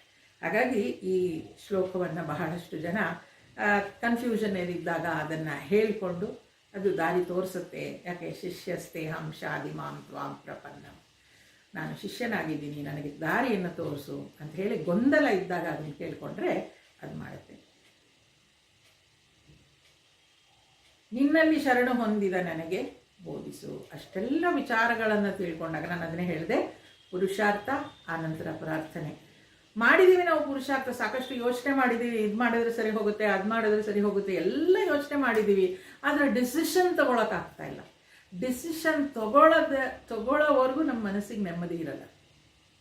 ಆ ಡಿಸಿಷನ್ ತಗೊಳ್ಳೋದಿದೆಯಲ್ವಾ, ಆ ಕನ್ಫ್ಯೂಸ್ಡ್ ಸ್ಟೇಟಲ್ಲಿ ಭಗವಂತನನ್ನು ಪ್ರಾರ್ಥಿಸಬಹುದು. ಆ ಭಗವಂತನನ್ನು ಪ್ರಾರ್ಥಿಸಿ ಆ ಭಗವಂತ ಏನು ತೋರಿಸ್ತಾನೋ ದಾರಿ, ಆ ರೀತಿಯಲ್ಲಿ ನಡ್ಕೊಳ್ಬೋದು. ಇಲ್ಲಿ ಅರ್ಜುನನಿಗೆ ಭಗವಂತನೇ ಇದ್ದಾನೆ ಕಣ್ಣೆದುರಿಗೆ ಅಲ್ವಾ. ಅದರಿಂದಲೇ ನಮಗೂ ಕೂಡ ಹೇಳ್ತಾರೆ, ಈಗ ಕನ್ಫ್ಯೂಸ್ಡ್ ಸ್ಟೇಟಲ್ಲಾಗಲಿ ಕೋಪದಲ್ಲಾಗಲಿ ನಾವು ಡಿಸಿಷನ್ ತೊಗೊಂಡ್ರೆ ತಪ್ಪಾಗಿ ಹೋಗ್ಬಿಡುತ್ತೆ. ಅದರಿಂದ ಯಾರೋ ತುಂಬ ಆತ್ಮೀಯರು ತಿಳಿದವ್ರ ಹತ್ರ ಅದನ್ನು ಹೇಳ್ಕೊಂಡ್ರೆ, ಒಂದು ಈ 7ನೇ ಶ್ಲೋಕವನ್ನು ಹೇಳಿ ನಾವು ನಿರ್ಧಾರವನ್ನು ತಗೊಳ್ಳುವಂಥದ್ದು. ಇನ್ನೊಂದು, ನಮಗಿಂತ ವಿಚಾರವಂತರಾದವ್ರ ಹತ್ರ ನಮ್ಮ ಗೊಂದಲವನ್ನು ಹೇಳಿಕೊಂಡು ಸರಿಯಾಗಿ ನಮಗೆ ಮಾರ್ಗದರ್ಶನ ತೋರಿಸ್ತಾರೆ ಅಂತ ಅನ್ನೋರಾಗಿದ್ದರೆ ಅವರಿಂದ ಆ ಮಾರ್ಗದರ್ಶನವನ್ನು ಪಡೆದು ನಾವು ಮುಂದುವರಿಬೋದು ಅಂತ ಹೇಳ್ತಾರೆ. ತಗೊಳ್ಳೋದು ತಪ್ಪೇನಾಗೋದಿಲ್ಲ, ಅವರಿಂದ ಮಾರ್ಗದರ್ಶನ ತಗೊಳ್ಬೇಕು. ಮನಸ್ಸು ಬಿಚ್ಚಿ ಕೇಳಿಕೊಂಡು ಈ ರೀತಿಯ ಕನ್ಫ್ಯೂಷನ್ ಇದೆ, ನಾನು ಯಾವ ರೀತಿ ಹೋಗ್ಬೋದು ಅಂತ ಕೇಳ್ಕೊಳ್ಬೋದು. ಆ ರೀತಿಯಲ್ಲಿ ಇಲ್ಲಿ ಅರ್ಜುನ ಕೃಷ್ಣನನ್ನು ಕೇಳ್ಕೊಂಡಿದ್ದಾನೆ, ಶಿಷ್ಯಸ್ತೇಹಂ ಶಾಧಿ ಮಾಂ ತ್ವಾಂ ಪ್ರಪನ್ನಂ. ನಾನು ನಿನ್ನ ಶಿಷ್ಯ ಕೃಷ್ಣ, ನನಗೆ ನೀನು ಈಗ ಬೋಧಿಸು ಅಂತ ಹೇಳ್ತಾ ಇದ್ದಾನೆ. ಮುಂದುವರಿಸ್ತಾ नहि प्रपश्यामि ममापनुद्यान् यच्चोकमुच्चोषणमिन्द्रियाणाम् अवाप्य भूमावसपत्नमृद्धं राज्यं सुराणाम् अपि चाधिपत्यम्. ಭೂಲೋಕದಲ್ಲಿ ಶತ್ರುಗಳೇ ಇಲ್ಲದ ಸಂಪದ್ಭರಿತವಾದ ರಾಜ್ಯವನ್ನು ಪಡೆದುಕೊಂಡರೂ, ಅಷ್ಟು ಮಾತ್ರವಲ್ಲದೆ ದೇವತೆಗಳ ಒಡೆತನವನ್ನೇ ಪಡೆದುಕೊಂಡರೂ ಸಹ ನನ್ನ ಇಂದ್ರಿಯಗಳನ್ನು ದಹಿಸುತ್ತಿರುವ ಈ ಶೋಕವನ್ನು ಅದು ಹೋಗಲಾಡಿಸೀತು ಎಂದು ನನಗೆ ಕಾಣುವುದಿಲ್ಲ. ನೋಡಿ ಎಷ್ಟು ದುಃಖದಲ್ಲಿ ಹೇಳ್ತಾ ಇದ್ದಾನೆ. ಭೂಲೋಕದಲ್ಲಿ ಶತ್ರುಗಳೇ ಇಲ್ಲದ ಸಂಪದ್ಭರಿತವಾದ ರಾಜ್ಯವನ್ನು ಪಡ್ಕೊಂಡರು. ಅಂದರೆ ಈ ಯುದ್ಧ ಆದಮೇಲೆ ಆ ರೀತಿಯ ಸಂಪದ್ಭರಿತವಾದ ರಾಜ್ಯ, ಅಲ್ಲಿ ಮುಂದೆ ಶತ್ರುಗಳೇ ಇಲ್ಲ, ದೇವತೆಗಳ ಒಡೆತನವನ್ನು ಪಡೆದುಕೊಂಡರು. ಅಂದರೆ ದೇವತೆಗಳು, ಅಲ್ಲಿ ನನ್ನ ಪ್ರಜೆಗಳೆಲ್ಲ ಇಂಥವರು ತುಂಬ ಒಳ್ಳೆಯವರು, ಈಗಿರುವಂಥವರಲ್ಲ, ಈಗ ಏನೋ ಮಾಡಿದಾರಲ್ಲ ಎಲ್ಲ ಆ ಥರದವರಲ್ಲ, ಒಳ್ಳೆಯ ಅಂಥ ಪ್ರಜೆಗಳು ಬಂದರೂ ಸಹ ನನ್ನ ಇಂದ್ರಿಯಗಳಲ್ಲಿ ದಹಿಸ್ತಾ ಇರುವ ಈ ಶೋಕ, ಅಂದರೆ ಭೀಷ್ಮ ದ್ರೋಣರನ್ನು ಕೊಂದಾಗ ನನಗಾಗುವಂತಹ ದುಃಖ ಇದೆಯಲ್ಲ, ಅದನ್ನು ಹೋಗಲಾಡಿಸೋದಕ್ಕೆ ಸಾಧ್ಯ ಇಲ್ಲ ಅಂತ ಹೇಳ್ತಾನೆ. ಒಂದು ವಿಚಾರ ನಾನು ಯಾವಾಗಲೂ ಹೇಳ್ತಾನೆ ಇರ್ತೀನಿ, ಈ ಭೂಲೋಕದಲ್ಲಿ ಹುಟ್ಟಿದ್ದೇವೋ, ಲೈಫ್ ಈಸ್ ಆಲ್ವೇಸ್ ಕಭಿ ಖುಷಿ ಕಭಿ ಗಮ್. ಯಾರೂ 100% ಖುಷಿಯಾಗಿರ್ಲಿಕ್ಕೆ ಸಾಧ್ಯ ಇಲ್ಲ, ಯಾರೂ 100% ದುಃಖ ಪಡಲಿಕ್ಕೂ ಸಾಧ್ಯ ಇಲ್ಲ. ಅದು ರೇಷಿಯೋ ಬೇರೆ ಬೇರೆ ಇರ್ಬೋದು, 50-50 ಇರ್ಬೋದು, 60-40 ಇರ್ಬೋದು, ಹೇಗಾದರೂ ಇರ್ಬೋದು. ಆದರೆ ಎರಡೂ ಇದೆ ಅಲ್ಲಿ. ನಮ್ಮನ್ನು ನಾವು ಉದ್ಧರಿಸ್ಕೊಳ್ಳೋದಕ್ಕೋಸ್ಕರನೇ ಈ ಭೂಲೋಕಕ್ಕೆ ಬಂದಿರೋದು. ಬರೀ ಪುಣ್ಯವನ್ನೇ ನಾವು ಅನುಭವಿಸ್ತೀವಿ ಅನ್ನೋ ಹಾಗಿದ್ರೆ ಸ್ವರ್ಗದಲ್ಲಿರ್ತಿದ್ವಿ, ಬರೀ ದುಃಖವನ್ನೇ ಅನುಭವಿಸ್ತೀವಿ ಅನ್ನೋದಾಗಿದ್ರೆ ನರಕದಲ್ಲಿರ್ತಿದ್ವಿ. ಎರಡನ್ನೂ ಅನುಭವಿಸ್ತಾ ಈ ಭೂಲೋಕದಲ್ಲಿ ನನ್ನನ್ನು ನಾನು ಉತ್ತಮ ಗತಿಗೆ ತಗೊಂಡು ಹೋಗ್ತೀನಿ, ಮೋಕ್ಷದ ಮಾರ್ಗಕ್ಕೆ ಕರ್ಕೊಂಡು ಹೋಗ್ತೀನಿ, ಸಾಧನೆ ಮಾಡ್ತೀನಿ ಅಂತಂದರೆ ಅದು ಭೂಲೋಕದಲ್ಲಿ ಮಾತ್ರ ಸಾಧ್ಯ. ಐತಿಹಾಸಿಕ ಘಟನೆಯಲ್ಲಿ ಇಲ್ಲೂ ಕೂಡ ಅರ್ಜುನ ಏನಾಗಿದೆ, ಅವನು ಶೋಕದಿಂದ, ನೋಡಿ ಭಗವಂತ ಕೃಷ್ಣನೇ ಅವನ ಜೊತೆಗಿದ್ದಾನೆ, ಆದರೂ ಇವನಿಗೇನು ದುಃಖ ಕಡಿಮೆ ಆಗಲಿಲ್ಲ ಅಲ್ವಾ? ಯೋಚನೆ ಮಾಡಿ ನೋಡಿ, ಕೃಷ್ಣ ಇದ್ದಾನೆ ಪಕ್ಕದಲ್ಲಿ, ಅವನ ಜೊತೆ ಆಟಾಡಿ ಬೆಳೆದಿದ್ದಾನೆ. ಕೃಷ್ಣನೂ ಏನು ತುಂಬ ಸುಖವಾಗಿ ಬೆಳೆದವನಲ್ಲ, ಅವನಿಗೂ ಪಾಪ ಸಣ್ಣ ಮಗು ಇರುವಾಗಲೇ ಏನೇನೋ ತೊಂದರೆ, ಆಮೇಲೆ ಕಂಸನಿಂದ ಬೆದರಿಕೆ ಅಲ್ವಾ, ಎಲ್ಲವನ್ನು ಎದುರಿಸಿ ನಡೆಯುವಂಥದ್ದು. ಭಗವದ್ಗೀತೆಯನ್ನು ಓದೋದು ನಾವು ಅದಕ್ಕಾಗಿ, ನಮ್ಮನ್ನು ಅದು ಶಕ್ತಿವಂತರನ್ನಾಗಿ ಮಾಡುತ್ತೆ. ಜೀವನ ಇರೋದೇ ಹೀಗೆ, ಇದೆಲ್ಲವೂ ನಡೆಯುತ್ತೆ, ಅದನ್ನು ನೀನು ಎದುರಿಸು. ಹೇಗೆ ಎದುರಿಸೋದು, ಹೇಗೆ ಎದುರಿಸಬಹುದು ಅಂತ ಹೇಳಲಿಕ್ಕೆ ಭಗವದ್ಗೀತೆಯನ್ನು ನಾವು ಓದ್ತೇವೆ. ಆ ಧೈರ್ಯವನ್ನು ನನ್ನಲ್ಲಿ ನಾನು ತಂದ್ಕೊಳ್ಳೋದಕ್ಕೆ, ಅದು ಯಾವ ಥರದಲ್ಲಿ ಬೇಕಾದರೂ ನಾವು ಅರ್ಥ ಮಾಡಿಕೊಂಡು ನಮಗೆ ನಾವು ಧೈರ್ಯ ತುಂಬಿಕೊಳ್ಬೋದು. ನನಗೊಬ್ಬರು ಅಜ್ಜಿ ಇದ್ದರು, ಈಗಿಲ್ಲ ಅವರು. ಅವ್ರ ಹತ್ರ ನಾನು ಯಾವಾಗಲಾದರೂ ರಜಕ್ಕೆ ಹೋಗಿ ಅವ್ರ ಜೊತೆ ಒಂದು 2 ದಿನ ಇದ್ದು ಬರ್ತಾಯಿದ್ದೆ. ಅವರು ಬಹಳ ಸಾಧು ವ್ಯಕ್ತಿ, ಪ್ರತಿದಿನ ಹೊಲಕ್ಕೆ ಹೋಗ್ತಾಯಿದ್ರು. ಅದೊಂದಷ್ಟು ಜಾಗ ಇತ್ತು. ಬೆಳಗ್ಗೆ 11 ಗಂಟೆಗೆ ಊಟ ಮಾಡಿ ಹೊಲಕ್ಕೆ ಹೋಗಿಬಿಟ್ರೆ ಅಲ್ಲೆಲ್ಲ ನೋಡಿಕೊಂಡು, ಕೆಲಸ ಮಾಡೋದನ್ನೆಲ್ಲ ನೋಡಿಕೊಂಡು ಇದು ಮಾಡಿ ಸಾಕಷ್ಟು ಸಾಕಷ್ಟು ಸಂಪತ್ತು ಇತ್ತು ಅವ್ರ ಹತ್ರ. ಒಳ್ಳೆಯ ಅನುಕೂಲಸ್ಥರಾಗಿದ್ದರು. ಅವರು ಸಂಜೆ ಬರ್ತಿದ್ರು, 6 ಗಂಟೆಗೆ ಬರ್ತಾಯಿದ್ರು. ಬೆಳಗ್ಗೆ 11 ಗಂಟೆಗೆ ಊಟ ಮಾಡಿ ಹೋದರೆ ಮತ್ತೆ 7 ಗಂಟೆಗೆ ಊಟ ಮಾಡಿದ್ರೆ ಅಥವಾ 1 ಲೋಟ ಹಾಲು ಕುಡಿದ್ರೆ ಮುಗಿದೋಯ್ತು ಅವ್ರದ್ದು ಜೀವನ. ಅಷ್ಟೇ ಕಡೆಗೆ ಆ ರೀತಿಯಲ್ಲಿ ಬದುಕ್ತಾ ಇದ್ರು ಅವರು. ಸೊಸೆ ಮೊಮ್ಮಕ್ಕಳು ಯಾರು ಅಷ್ಟಾಗಿ ಪ್ರೀತಿಯಿಂದ ಅವರನ್ನು ನಡೆಸ್ಕೊಳ್ತಾ ಇರಲಿಲ್ಲ. ನನಗೆ ಅದು ಗೊತ್ತಿರಲಿಲ್ಲ. ನಾನು ಅಲ್ಲಿ ಹೋದಾಗ ನೋಡಿದಾಗ ಅದು ಅನುಭವಕ್ಕೆ ಬಂತು ನನಗೆ. ನಾನು ಕೇಳಿದೆ, ಅಜ್ಜಿ ಅವರೆಲ್ಲ ಹಾಗಿರ್ತಾರಲ್ಲ, ನಾನು ಇನ್ನೂ ಅವಾಗ high school, college, first PUC, second PUC ಅವರೆಲ್ಲ ಹಾಗೆಲ್ಲ ಇರ್ತಾರಲ್ಲ, ನಿಮ್ಗೆ ಬೇಜಾರಾಗೋದಿಲ್ವ ಅಜ್ಜಿ? ಅಜ್ಜಿ ಏನು ಹೇಳ್ತಿದ್ರು ಅಂದರೆ ಅವ್ರು ಚಂದಮಾಮ ಓದೋರು. ಪ್ರತಿದಿನ ಹಳೆಯ ಚಂದಮಾಮಗಳನ್ನೆಲ್ಲ, ಅವಾಗ ಚಂದಮಾಮ ಅಂತ ಒಂದು ಸಣ್ಣ ಪುಸ್ತಕ ಬರ್ತಿತ್ತು, ಅದರಲ್ಲಿ ಪೌರಾಣಿಕ ಕಥೆಗಳೆಲ್ಲ ಇರ್ತಾಯಿತ್ತು. ಆ ಕಥೆಗಳನ್ನು ಅವ್ರು ಯಾವಾಗಲೂ ಓದೋರು, ಓದಿದ್ದನ್ನೇ ಓದ್ತಾ ಇರೋರು. ದಿನ ಸಂಜೆ ಬಂದ ಕೂಡಲೇ ಅದನ್ನು ಓದಬೇಕು ಅವರು. ಆವಾಗ ಹೇಳ್ತಾಯಿದ್ರು, ಅಲ್ಲ ಸತಿ ಸಾವಿತ್ರಿ ಅವ್ರಿಗೆಲ್ಲ ಕಷ್ಟ ಬಂತಲ್ಲ, ಅದಕ್ಕಿಂತ ಕಷ್ಟ ಏನೇನದು ಅಂತ ಹೇಳೋರು. ನನಗೆ ಆ ಮಾತು ಇನ್ನೂ ನೆನಪಿದೆ. ಅಂದರೆ ಕಷ್ಟಗಳು ಯಾರನ್ನೂ ಬಿಟ್ಟಿದ್ದಲ್ಲ, ಎಲ್ಲರಿಗೂ ಬಂದೇ ಬರುತ್ತೆ. ಅದನ್ನು ನಾವು ಎದುರಿಸುವ ಶಕ್ತಿಯನ್ನು, ಬುದ್ಧಿವಂತಿಕೆಯನ್ನು ನಾವು ಪಡ್ಕೊಳ್ಬೇಕು. ಅದಕ್ಕಾಗಿ ಈ ಶಾಸ್ತ್ರ, ಈ ಗೀತೆಗಳು ಎಲ್ಲ. ಇದು ಸಂಪೂರ್ಣವಾಗಿ ಕಷ್ಟ ಬರದೇ ಇರೋ ಥರ ನಮಗೆ ಮಾಡುತ್ತೆ ಇಲ್ಲ. ಪ್ರಾರಬ್ಧ ಕರ್ಮ ಏನೇನಿರುತ್ತೋ ಅದು ಹಾಗೇ ಆಗುತ್ತೆ, ನಮ್ಮ ಮುಂದೆ ಬಂದೇ ಬರುತ್ತೆ ಅದೆಲ್ಲ. ಅದಕ್ಕೆ ನಾವು ಪುರುಷಾರ್ಥ, ಅದನ್ನು ಹೇಗೆ ಎದುರಿಸಬೇಕು ಅನ್ನೋದಕ್ಕೆ ನಮ್ಮನ್ನು ನಾವು ತಯಾರಿ ಮಾಡ್ಕೊಳ್ಳೋದಕ್ಕೆ ಈ ಶಾಸ್ತ್ರ ನಮಗೆ ಸಹಾಯ ಮಾಡುತ್ತೆ. ಇಲ್ಲಿ ಅರ್ಜುನನಿಗೂ ಕೂಡ ಅದೇ ಆಗಿರೋದು. ಅವನು ನನಗಿಷ್ಟೆಲ್ಲ ಬಂದರೂ ನನಗೆ ಬೇಕಾಗಿಲ್ಲ, ನನ್ನವರನ್ನು ನಾನು ಕೊಲ್ಲಿಕ್ಕೆ ಸಾಧ್ಯ ಇಲ್ಲ ಅಂತ ಹೇಳ್ತಾ ಇದ್ದಾನೆ ಅವನು. ಆ ಶೋಕವನ್ನು ನಾನು ಹೋಗ್ಲಾಡಿಸ್ಲಿಕ್ಕೆ ಸಾಧ್ಯನೇ ಇಲ್ಲ, ಅಷ್ಟು ದುಃಖ ಆಗುತ್ತೆ ನನಗೆ ಕೃಷ್ಣ ಅಂತ ಹೇಳ್ತಾ ಇದ್ದಾನೆ. ಈ ಮಾತುಗಳನ್ನು ಕೇಳಿದ ಸಂಜಯ ಈಗ ಹಸ್ತಿನಾಪುರದಲ್ಲಿರುವ ಧೃತರಾಷ್ಟ್ರನಿಗೆ ಈ ಮಾತುಗಳನ್ನು ಹೇಳ್ತಾ ಇದ್ದಾನೆ. ಸಂಜಯ ಉವಾಚ ಏವಮುಕ್ತ್ವಾ ಋಷಿಕೇಶಂ ಗುಡಾಕೇಶಃ ಪರಂತಪಃ ನ ಯೋತ್ಸ್ಯ ಇತಿ ಗೋವಿಂದಂ ಉಕ್ತ್ವಾ ತೂಷ್ಣೀಂ ಬಭೂವಃ. ತಮುವಾಚ ಋಷಿಕೇಶಃ ಪ್ರಹಸನ್ನಿವ ಭಾರತ ಸೇನಯೋರುಭಯೋರ್ಮಧ್ಯೆ ವಿಷೀದಂತಮಿದಂ ವಚಃ. ಸಂಜಯನು ಹೇಳಿದನು,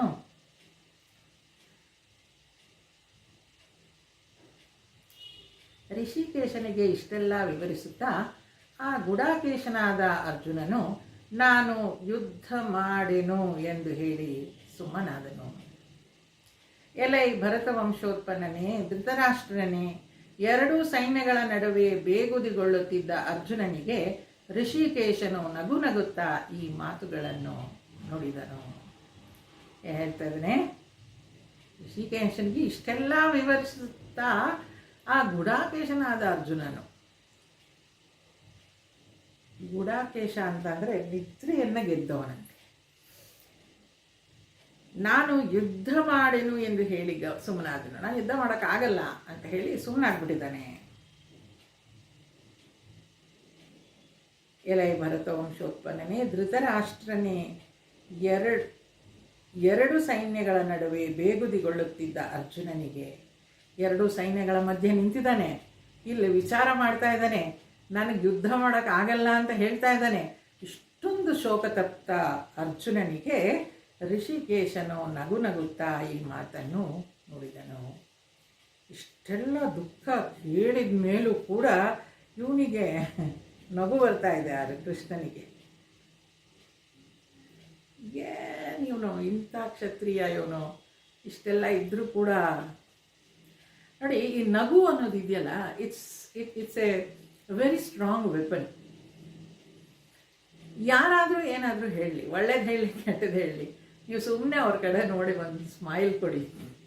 ಮಾತನಾಡಿದ್ರೆ ಇದು ಇಂಥದ್ದೇ ಅಂತ ಗೊತ್ತಾಗೋಗುತ್ತೆ. ಸ್ಮೈಲ್ ಕೊಟ್ಟರೆ ಅದು ಏನು ಅಂತ ಅರ್ಥ ಮಾಡ್ಕೊಳಕ್ಕೆ ಆಗಲ್ಲ. ಅವರು ವ್ಯಂಗ್ಯವಾಗಿ ನಕ್ಕರು ಅಥವಾ ಅಪ್ರಿಷಿಯೇಟ್ ಮಾಡಿ ನಕ್ಕರು, ನನ್ನ ಇನ್ನೋಸೆನ್ಸಿಗೆ ನಕ್ಕರು, ಏನಕ್ಕೆ ನಕ್ಕರು ಅನ್ನೋದೇ ಗೊತ್ತಾಗಲ್ಲ. ಮನಬಿಚ್ಚಿ ನಕ್ಕು ಬಿಡು, ಬೇರೆ ದಾರಿಯನ್ನು ಹಿಡಿಯಬಹುದು ಅಂತ ಒಂದ್ಸಲ ಹಾಡಲ್ಲಿ ಹೇಳ್ತಾರೆ. ಮನಬಿಚ್ಚಿ ನಕ್ಕು ಬಿಡು, ಬೇರೆ ದಾರಿಯನ್ನು ಹಿಡಿಯಬಹುದು. ಇಲ್ಲಿ ಕೃಷ್ಣ ಕೂಡ ಅರ್ಜುನನ್ನು ನೋಡಿ ನಗ್ತಾನಂತೆ. ನಗ್ತಾ ಹೇಳ್ತಾ ಇದ್ದಾನೆ. ಅವನು ಬೇಜಾರು ಮಾಡ್ಕೊಂಡಾಗ್ಲಿ, ಅಯ್ಯೋ ರಾಮನೇ ಹೀಗಾಗೋಯ್ತಲ್ಲ ಅಂತ ಹೇಳ್ಕೊಂಡಾಗ್ಲಿ ಹೇಳ್ತಾ ಇಲ್ಲ, ನಗ್ತಾ ಹೇಳ್ತಾ ಇದ್ದಾನೆ. ಯಾಕೆ? When thoughts are very clear, ಏನು ಮಾಡಬೇಕು ಅನ್ನೋದು ಗೊತ್ತಿದ್ದಾಗ ಮುಖದಲ್ಲಿ ಮೂಡೋದೇ ಮುಗುಳ್ನ. ನನಗೆ ಗೊತ್ತಿದೆ, ನಾನು ಮಾಡ್ತೀನಿ ಅಂತ ಮುಂದುವರಿಸ್ತಾ, ಈಗ ಭಗವಂತನ ಉಪದೇಶ ಅರ್ಜುನನಿಗೆ ಪ್ರಾರಂಭವಾಗುತ್ತೆ. ಯಾವಾಗ ನಾನು ನಿನಗೆ ಶಿಷ್ಯ ಅಂತ ಹೇಳಿಕೊಂಡ ಮೇಲೆ ಭಗವಂತ ಉಪದೇಶವನ್ನು ಪ್ರಾರಂಭಿಸ್ತಾನೆ. ಶ್ರೀ ಭಗವಾನುವಾಚ ಅಶೋಚ್ಯಾನನ್ವಶೋಚಸ್ತ್ವಂ ಪ್ರಜ್ಞಾವಾದಾಂಶ್ಚ ಭಾಷಸೆ ಗತಾಸೂನಗತಾಸೂಂಶ್ಚ ನಾನುಶೋಚಂತಿ ಪಂಡಿತಾಃ. ಉಪದೇಶ ಶುರು ಮಾಡಿದ್ದಾನೆ ಭಗವಂತ. ನಗ್ನಗ್ತ ಹೇಳ್ತಾ ಇದ್ದಾನೆ. ಏನಂತ? ಶ್ರೀ ಭಗವಂತನು ನುಡಿಯುತ್ತಾನೆ, ಶೋಕಿಸುವುದಕ್ಕೆ ತಕ್ಕವರಲ್ಲದವರಿಗಾಗಿ ನೀನು ಶೋಕಿಸುತ್ತಿರುವೆ ಮತ್ತು ತಿಳಿದವರಂತೆ ಮಾತುಗಳನ್ನು ಆಡುತ್ತಿರುವೆ. ಪಂಡಿತನು ಸತ್ತವರಿಗಾಗಲಿ ಇಲ್ಲವೇ ಬದುಕಿರುವವರಿಗಾಗಲಿ ಅಳುವುದಿಲ್ಲ.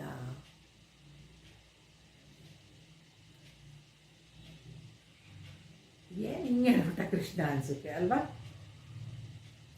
ಶೋಕಿಸಲು ತಕ್ಕವರಲ್ಲದವರಿಗಾಗಿ. ಯಾರಿಗೋಸ್ಕರ ನೀನು ಶೋಕಿಸ್ತಾ ಇದೆಯಾ? ಅವ್ರಿಗೋಸ್ಕರ ಶೋಕಿಸಬೇಕಾಗಿಲ್ಲ ಅಂತ. ಒಂದ್ಸಲ ನಮಗೆ ಅನಿಸುತ್ತೆ, ಅರೆ ದ್ರೋಣ, ಭೀಷ್ಮಾಚಾರ್ಯರು ಇಂತಹ ವ್ಯಕ್ತಿಗಳಿಗೆ ಶೋಕಿಸದೇ ಇದ್ದರೆ ಇನ್ಯಾರಿಗೆ ತಾನೇ ಶೋಕಿಸೋಕ್ಕಾಗತ್ತೆ ಅಂತ.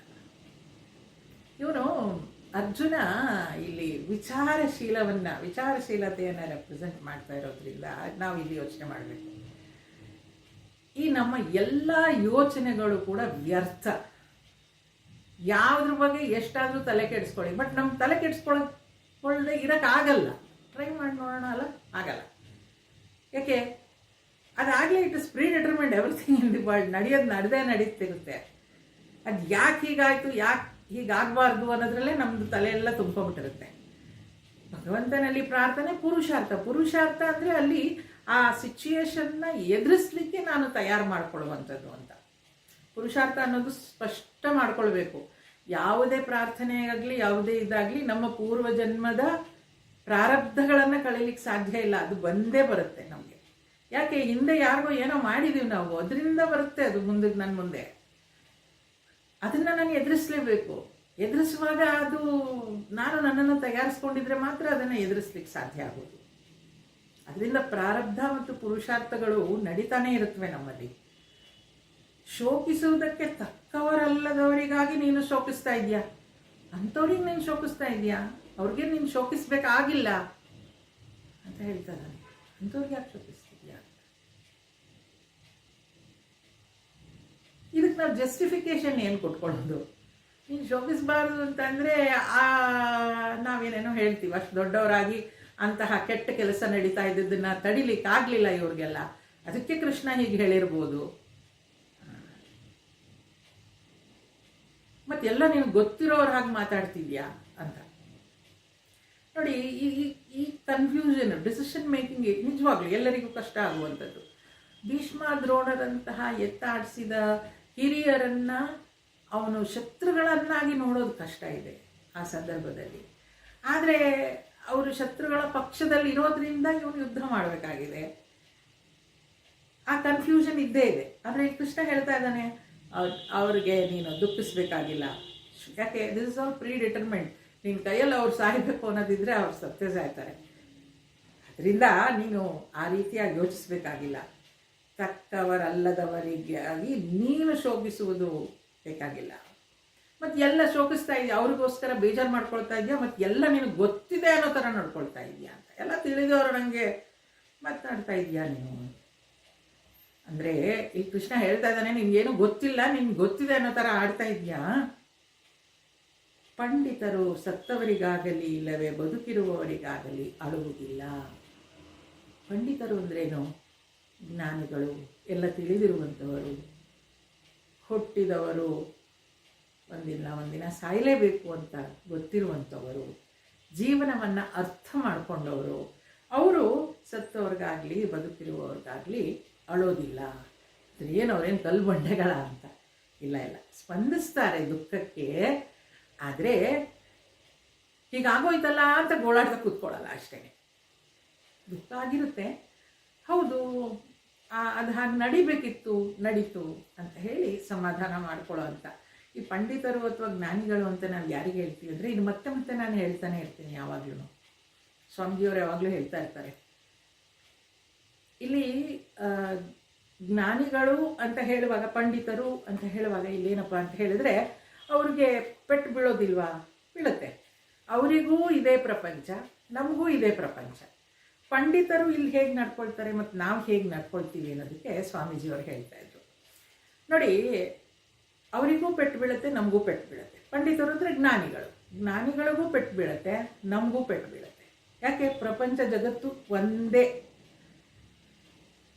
ಆ ಜ್ಞಾನಿಗಳಿಗೆ ಪೆಟ್ಟು ಬಿದ್ದಾಗ ಅವ್ರು ತಕ್ಷಣ ಸಮಾಧಾನ ಮಾಡಿಕೊಂಡು ನಾರ್ಮಲ್ಸಿಗೆ ಬಂದು ಅವ್ರು ತಮ್ಮ ಕೆಲಸವನ್ನು ಮಾಡ್ತಾ ಹೋಗ್ತಾರೆ.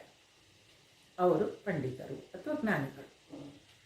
ಇನ್ನು ಅಜ್ಞಾನಿಗಳು ಅಥವಾ ನಾವು ಅಂತ ಯಾಕೆ ಹೇಳ್ತೀನಿ ಅಂದರೆ, ಅಜ್ಞಾನಿಗಳು ಅಂತ ಹೇಳಿದ್ರೆ ಪೆಟ್ಟು ಬಿದ್ದಿರುತ್ತೆ, ಅದನ್ನು ಸಮಾಧಾನ ಮಾಡ್ಕೊಳ್ಳೋಕ್ಕಾಗೋದೇ ಇಲ್ಲ. ಎಷ್ಟು ವರ್ಷ ಆದರೂ ಅದನ್ನೇ ನೆನೆಸ್ಕೊಂಡು ಅಳ್ತಾ ಇರ್ತಾರೆ. ತರಚು ಗಾಯವ ಕೆರೆದು ಹುಣ್ಣನಾಗಿ ಪುದು ಕಪಿ ಅಂತ. ಆ ಪೆಟ್ಟನ್ನು ಬಿತ್ತಿದೆ ಮತ್ತೆ ಮತ್ತೆ ಅದನ್ನು ನೆನೆಸ್ಕೊಂಡು ಯಾರು ಅಳ್ತಾ ಇರ್ತಾರಲ್ವಾ, ಅವರನ್ನು ಅಜ್ಞಾನಿಗಳು ಅಂತ ಹೇಳ್ತಾರೆ. ಈಗ ಅಜ್ಞಾನಿಗಳು ಮತ್ತು ಜ್ಞಾನಿಗಳು, ನಾವು ಜ್ಞಾನಿಗಳೋ ಪಂಡಿತರೋ ಏನಾದರೂ ದುಃಖ ಆದರೆ, ಮನಸ್ಸಿಗೆ ಪೆಟ್ಟು ಬಿದ್ದರೆ ತಕ್ಷಣ ನಾವು 5-10 ನಿಮಿಷದಲ್ಲಿ ಸರಿ ಹೋಗ್ಬಿಡ್ತೀವಾ? ಇಲ್ಲ, ಅಷ್ಟೊಂದು ಜ್ಞಾನ ನಮಗಿಲ್ಲ. ಹಾಗಂತ ನಾವು ಅಳ್ತಾನೇ ಇರ್ತೀವಾ? ಇಲ್ಲ, ಹಾಗೂ ಇಲ್ಲ. ನಾವು ಆ ಅಜ್ಞಾನದಿಂದ ಜ್ಞಾನದ ಕಡೆಗೆ ನಾವು ಹೋಗೋದಕ್ಕೆ ಏನು ಪ್ರಯತ್ನ ಮಾಡ್ತಾ ಇದ್ದೀವಿ, ಅದನ್ನು ಸಾಧನೆ ಅಂತ ಕರೀತಾರೆ. ಆ ಸಾಧನೆಯಲ್ಲಿ ನಾವು ಎಷ್ಟೆಷ್ಟು ಮುಂದುವರೆದಿದ್ದೀವಿ ಅಂತ ತಿಳ್ಕೊಳ್ಳೋದು ಹೇಗೆ? ಪೆಟ್ಟುಗಳು ಬೀಳ್ತಾನೆ ಇರ್ತವೆ, ಫ್ರೀ ಆಫ್ ಕಾಸ್ಟ್ ಲೈಫಲ್ಲಿ.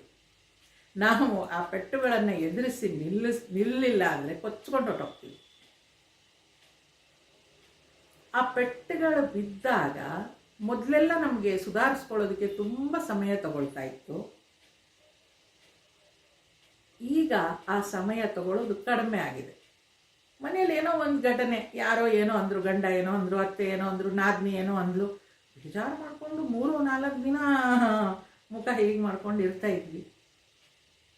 ಈಗ ಅದು ಕಡಿಮೆ ಆಗಿದೆ. ಈಗ ಅಯ್ಯೋ ಅವಳು ಇರೋದೇ ಹಾಗೆ ಬಿಡು ಅಂದ್ಕೊಂಡು ತಕ್ಷಣ ಸರಿ ಮಾಡ್ಕೊಳಕ್ಕಾಗ್ತಾ ಇದೆ. ಈ ರೀತಿಯಾಗಿ ಪೆಟ್ಟು ಬಿದ್ದಾಗ ನಾವು ತಕ್ಷಣ ಬೌನ್ಸ್ ಆಗಿ ವಾಪಸ್ ಬೇಗ ಸರಿ ಹೋಗ್ತಿದ್ದೀವಿ ಅಂದರೆ ನಾವು ಅಜ್ಞಾನದಿಂದ ಜ್ಞಾನದ ಕಡೆಗೆ ನಡೀತಾ ಇದ್ದೀವಿ. ನಮ್ಮ ಸಾಧನೆ ಹೇಗೆ ನಾವು ಮೆಜರ್ ಮಾಡ್ಕೊಳ್ಳೋದು ಅಂದರೆ ಈ ರೀತಿಯಾಗಿ. ಯಾವಾಗ ನಾವು ಪಂಡಿತರಾಗ್ತೀವಿ, ಹೇಳ್ತಾ ಇದ್ದಾರಲ್ಲ ಕೃಷ್ಣ, ಯಾವುದೇ ಘಟನೆ ಜೀವನದಲ್ಲಿ ಘಟಿಸಿದಾಗ ಅದು ನಮ್ಮ ಮೇಲೆ ತುಂಬ ಆಳವಾದ ಪರಿಣಾಮವನ್ನು ಬೀರೋದಿಲ್ವೋ ಆ ದಿನ ನಾವು ಪಂಡಿತರಾಗಿದ್ದೀವಿ. ಹಾಗಂತ ಘಟನೆಗಳು ಮರೆತು ಹೋಗುತ್ತಾ? ಹೇಳ್ಬಿಡ್ತೀವಿ ಕ್ಲೀನಾಗೆ, ಫರ್ಗಿವ್ ಆ್ಯಂಡ್ ಫರ್ಗೆಟ್. ಏನನ್ನು ಫರ್ಗೆಟ್ ಮಾಡೋದು? ಘಟನೆ ಮರೀಲಿಕ್ಕೆ ಸಾಧ್ಯ ಇಲ್ಲ ಅಷ್ಟು ಸುಲಭವಾಗಿ. ಆದರೆ ಆ ಘಟನೆ ಪ್ರತಿ ಸಲ ನೆನಪಾದಾಗ ಅದ್ರ ಹಿಂದೆ ಆಗ್ತಿತ್ತಲ್ಲ ಒಂದು ನೋವು, ಆ ನೋವನ್ನು ಕಡಿಮೆ ಮಾಡ್ಕೊಳ್ಬೋದು. ಘಟನೆ ನಡೆಯೋದು ನನ್ನ ಕೈಯಲ್ಲಿಲ್ಲ, ಆ ಘಟನೆ ನಡೆದಿದ್ರಿಂದ ನೋವು ಮಾಡ್ಕೊಳ್ಳೋದೇ ಇರೋದು ನನ್ನ ಕೈಯಲ್ಲಿಲ್ಲ.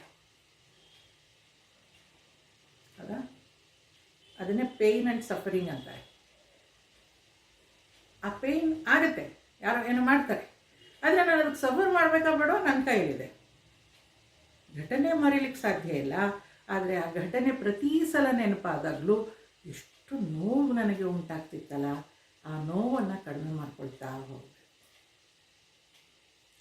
ಇಲ್ಲಿ ಆ ರೀತಿಯಾಗಿ ಪಂಡಿತರು ಏನು ಹೇಳ್ತಾರೆ, ಸತ್ತವರಿಗಾಗಲಿ ಬದುಕಿರುವವರಿಗಾಗಲಿ ಅಳೋದಿಲ್ಲ ಅಂತ ಹೇಳಿದ್ರೆ ಅವರು ಆ ಭಗವಂತನಿಗೆ ಸಮರ್ಪಣೆ ಮಾಡ್ಕೊಂಡ್ಬಿಟ್ಟಿರ್ತಾರೆ. ಈ ಘಟನೆ ನಡಿಬೇಕಿತ್ತು, ಹೀಗೆ ಅದು ನಡೆದಿದೆ ಅಷ್ಟೇ, ಅದರಿಂದ ನಾನು ಅಳಬೇಕಾಗಿತ್ತು, ಅಳಬಾರ್ದಿತ್ತು ಅಂತ ಏನಿಲ್ಲ. ಅವ್ರು ಸತ್ತು ಹೋದ್ರು ಅಂತ ಅಳೋದಾಗಲಿ, ಇವ್ರು ಬದುಕಿದ್ದಾರೆ ಅಂತ ಅಳೋದಾಗಲಿ ಅಂಥ ಪಂಡಿತರು ಮಾಡೋದಿಲ್ಲ ಅಲ್ಲಿ ಅಂತ ಕೃಷ್ಣ ಹೇಳ್ತಾ ಇದ್ದಾನೆ. ಈ ಪಂಡಿತರು ಅಂತ ಅನ್ನಿಸ್ಕೊಳ್ಳುವಾಗ ಆ ಘಟನೆ ಅದು ಘಟನೆಯಾಗಿ ನಡೆಯುತ್ತೆ ಅಂತ ಸ್ವಾಮೀಜಿ ಒಬ್ಬರು ಹೇಳ್ತಾ ಇರ್ತಾರೆ. ಇದು ಒಂದು ಕಾರ್ಟೂನ್ ಶೋ ಇದ್ದ ಹಾಗೆ ನಡೀತಾ ಇರುತ್ತೆ. ಅದರಲ್ಲಿ ನಮ್ಮ ಪಾತ್ರ ಏನಿರುತ್ತೆ ಅದು ಮಾಡಿ ಮುಗಿಸ್ತಾ ಇರಬೇಕಷ್ಟೇ. ಹೇಳೋದು ಸುಲಭ, ನಡ್ಕೊಳ್ಳೋದು ಕಷ್ಟ. ಅವ್ರು ಯಾವಾಗಲೂ ಹೇಳ್ತಾ ಇರ್ತಾರೆ, ಬೇಕೋ ಸುನೋ ಮತ್ ಬೋಲೋ ಅಂತಾರೆ.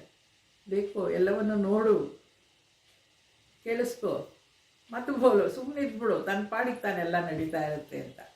ಅದೆಲ್ಲ ಹೈಯೆಸ್ಟ್ ಫಿಲಾಸಫಿ ಅದು. ಆ ಮಟ್ಟಕ್ಕೆ ನಾವು ಹೋಗಬೇಕಾದ್ರೆ ಇನ್ನೂ ಬಹಳ ಬಹುಶಃ ಸಾಧನೆ ಮಾಡಬೇಕಾಗತ್ತೆ ಅನಿಸುತ್ತೆ. ಇಲ್ಲಿ ಕೃಷ್ಣ ಹೇಳುವ ಪಂಡಿತನ ಲಕ್ಷಣ ನಮ್ಗೆ ಅರ್ಥ ಆಗಬೇಕು. ಏನು ಸತ್ತವ್ರಿಗೂ ಅಳೋದಿಲ್ಲ, ಬದುಕಿರೋರ್ಗೂ ಅಳೋದಿಲ್ಲ ಅಂತಂದರೆ ಮನುಷ್ಯರೇ ಅಲ್ವಾ ಅವರು? ಹಾಗಲ್ಲ. ಅವರು ಆ ಘಟನೆಯನ್ನು ಅದು ಘಟಿಸ್ತಾ ಇದೆ ಅಷ್ಟೇ ಅನ್ನೋ ದೃಷ್ಟಿಯಲ್ಲಿ ನೋಡ್ತಾರೆ. ಎಲ್ಲವೂ ಭಗವಂತನ ಇಚ್ಛೆ ಅಂತ ನಡೀತಾ ಇದೆ ಅನ್ನೋದರಲ್ಲಿ.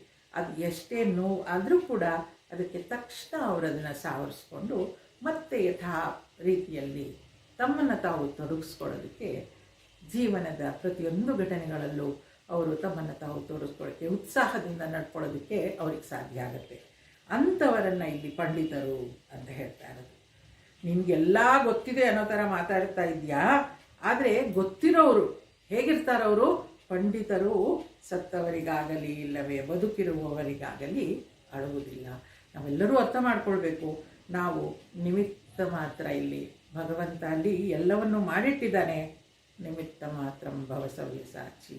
ನನ್ನನ್ನು ಅವನು ಉಪಯೋಗಿಸ್ಕೊಳ್ತಾನಷ್ಟೇ, ನಾನು ನಿಮಿತ್ತಳಾಗಿ ಮಾತ್ರ ಇರಬೇಕು ಅನ್ನೋದು ಇಲ್ಲಿ ಹೇಳಿರುವಂತಹ ಮಾತು. ಒಳ್ಳೆಯದು, ಮತ್ತೆ ಮುಂದುವರಿಸೋಣ. ಅಸತೋ ಮಾ ಸದ್ಗಮಯ ತಮಸೋ ಮಾ ಜ್ಯೋತಿರ್ಗಮಯ ಮೃತ್ಯೋರ್ಮಾ ಅಮೃತಂಗಮಯ.